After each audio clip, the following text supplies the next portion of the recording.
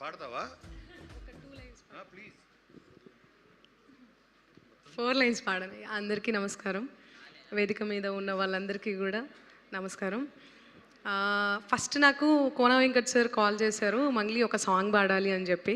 సరే సార్ తప్పకుండా అని చెప్పి నేను వచ్చి పాడడం జరిగింది. అండ్ ఫస్ట్ విజయ్ బుల్గాని నన్న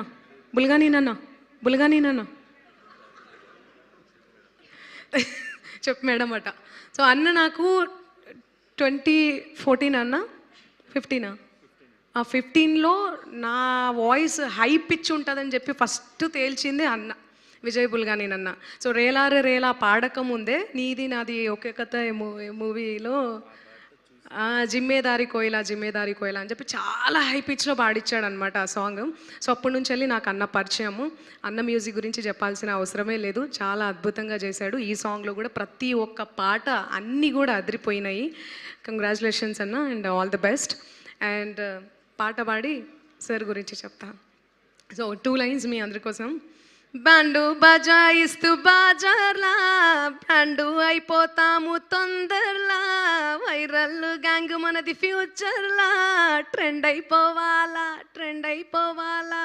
సో ఈ 2 లైన్స్లోనే మీకు తెలిసిపోతుంది ఈ సాంగ్ ఎంత బ్యూటిఫుల్ ఉంది అని.